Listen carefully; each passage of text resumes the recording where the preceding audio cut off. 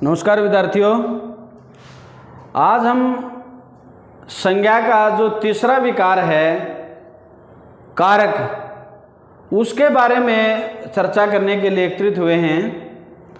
सर्वप्रथम कारक है क्या, इसके बारे में हमें जानकारी होनी चाहिए। कारक संज्ञा या सर्वनाम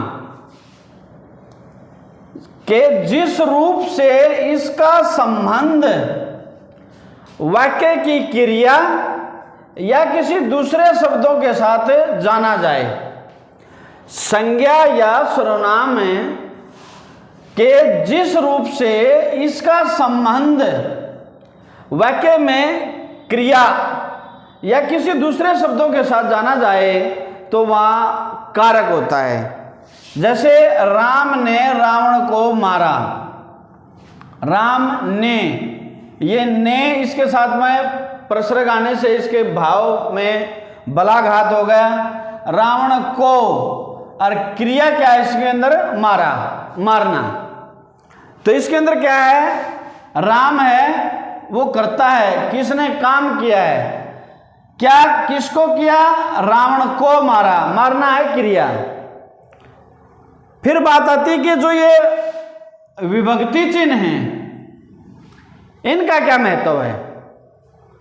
विभक्ति या प्रसर्ग, प्रसर्ग है वो संस्कृत में प्रयोग होता है, संस्कृत का शब्द है कि कारक को प्रकट करने के लिए संज्ञा या सर्वनाम के साथ जो चिन्ह लगाए जाते हैं या जो प्रसर्ग लगाए जाते हैं उनको विभक्ति या प्रसर्ग कहते हैं।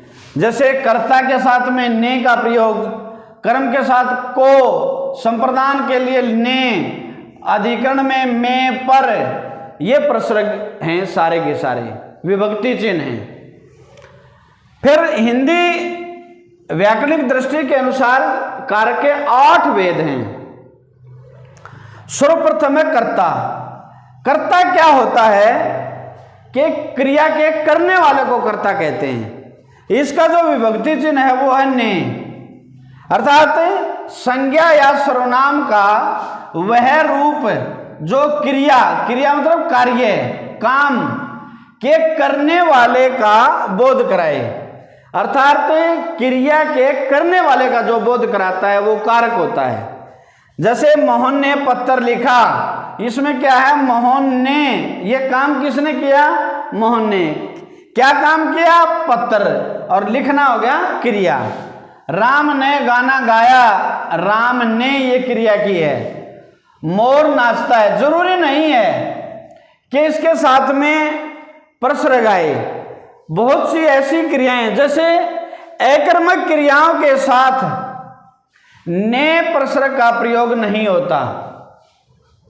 जो अकर्मक क्रियाएं हैं उनके साथ ने अर्थात प्रसर्ग का प्रयोग नहीं होता है। जैसे मोर नाच रहा है, इसके अंदर ये कर्ता का तो बोध हो गया कि ये नाच कौन रहा है, मोर, मोर है कर्ता। तो जरूरी नहीं है कि प्रसर्ग आने से ही ये भाव प्रकट हो कि वो करता है। दूसरा है कर्म।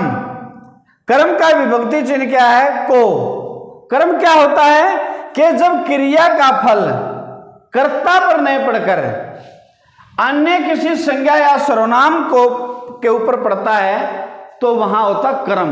अर्थकर्ता को छोड़कर वाक्य में जिसके ऊपर क्रिया का जो प्रभाव पड़ता है वो होता है कर्म। जैसे सीता ने गीता को पीटा, सीता ने किसको पीटा, गीता को। गीता क्या है, कर्म है, को इसके साथ विभक्ति चिन्ह का प्रयोग हो रहा है। छात्र विद्यालय जा रहे हैं, छात्र कर्ता हो गया, कहां जा रहे हैं, विद्यालय, विद्यालय हो गया कर्म। उसके बाद तीसरा है कर्ण कारक। कर्ण, बहुत से विद्यार्थी अक्सर गलती करते हैं, कैग और रे जो है वो ऊपर ले जाते हैं। ये कर्ण है, नाम, किसी का नाम है वो कर्ण है, परंतु यहां जो कर्ण कारक है कै रे अणे, इसका जो विभक्ति चिन्ह है वो से या के द्वारा या के जरिए या के साथ या के कारण, कोई भी आ सकता है। ये है इसके प्रसर्ग विभक्ति चिन्ह। क्या है कि संज्ञा या सर्वनाम के जिस रूप से क्रिया के साथ साधन का बोध होता है, अर्थात जिस वाक्य में कर्ता कर्म करते समय जिस साधन को अपनाता है वह कर्ण कारक होता है। क्या? जैसे वह कलम से लिखता है, वह कलम से लिखता है, जो लिखने का जो कार्य है वो किससे किया? कलम से। ये हो गया साधन। राधा ने, ये तो कर्ता हो गया। सांप को, ये हो गया कर्म, ये क्या हो गया? कर्ता कर्म। डंडे से, ये हो गया साधन अर्थात कर्ण कारक। और मारना क्या होगी बेटा? क्रिया। ये हो गया साधन का जहां बोध होता है वहां कर्ण कारक होता है। इसमें जैसे राधा ने सांप को डंडे से मारा, डंडे से मारा, ये हो गया कर्ण कारक। चौथा है संप्रदान कारक।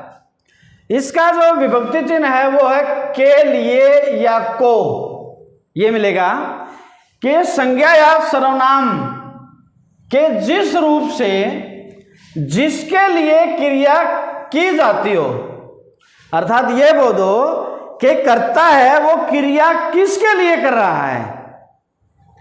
कर्ण कारक में साधन का बोध था, इसमें जो कर्ता है वो क्रिया है वो किस उद्देश्य से कर रहा है, किसके लिए क्रिया कर रहा है, वो होता है संप्रदान कारक। जैसे सीता, राम ने सीता के लिए रावण को मारा, तो राम ने जो क्रिया की वो किसके लिए की? सीता के लिए। उसके बाद जैसे राजा ने भिखारी को दान दिया, किसको दिया? भिखारी को। क्या दिया? दान। तो ये किसके लिए क्रिया हो रही है उसका बोध होता है, वो होता है संप्रदान कारक। उसके बाद है अपादान। अपादान का विभक्ति चिन्ह या तो से मिलेगा, या पृथकता का बोध होगा, या अलग होने का बोध होता है। संज्ञा या सर्वनाम के जिस रूप से अलग या पृथक होने का बोध होता है, जुदाई, अलग होना, पृथक होना, वो उसका बोध होता है, वहां पर अपादान कारक होता है। जैसे गंगा हिमालय से निकलती है। कहां से निकलती है? हिमालय से। गंगा का हिमालय से अलग होना पाया गया है। पेड़ से फल गिरते हैं, पेड़ से फलों का अलग होना पाया जा रहा है, इसलिए अपादान।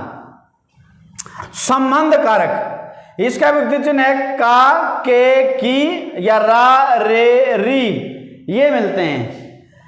यहां क्या है कि संज्ञा या सर्वनाम का वह रूप जो एक वस्तु या व्यक्ति का दूसरी वस्तु या व्यक्ति के साथ संबंध स्थापित करता हो, संबंध को दर्शाता हो, बताता हो। एक वस्तु या व्यक्ति का दूसरी वस्तु या व्यक्ति के साथ जहां संबंध दर्शाया जाता है वो होता है संबंध कारक। जैसे यह मेरी पुस्तक है, अर्थात इस पुस्तक का क्या संबंध है? ये मेरी है। राजा का महल सुंदर है, तो राजा का और महल का क्या है? संबंध है। सुंदर तो उसका विशेषता होगी, विशेषण हो गया। 7वां पॉइंट है वो है अधिकरण कारक। इसमें या तो में मिलेगा या पर मिलेगा। क्या है? संज्ञा या सर्वनाम का वह रूप जो क्रिया के आधार का बोध कराता है। यह विशेष इसमें पहचान है, क्रिया के आधार का जहां बोध होता है वहां अधिकरण कारक होता है। जैसे मेज पर पुस्तक रखी है, पुस्तक कहां रखी है? मेज पर, आधार है ये। इस घर में कितने आदमी हैं? इस घर में, तो वो हो गया आधार का बोध होता है वहां पे। अंतिम है संबोधन कारक। संबोधन का अर्थ होता है पुकारना, बुलाना। इसका जो विभक्ति चिन्ह है हे, अरे, ओ, इस प्रकार के चिन्ह मिलेंगे। जब संज्ञा या सर्वनाम के जिस रूप से किसी को पुकारा जाता हो, पुकारा जाता हो या बुलाया जाता हो, एक ही बात है। बुलाना या पुकारना एक ही बात है। जैसे हे राम, यहां थोड़ा सा रुका जाता है, अल्प विराम चिन्ह का प्रयोग होता है। हे राम, अब मैं क्या करूं? परंतु जो वाक्य की डेफिनेशन है, प्रश्न पूछ रहा है तो प्रश्नवाचक, पूर्ण विराम का तो पूर्ण विराम का। हे राजन, आप हमारी विनती सुनिए। हाय, यह क्या हो गया?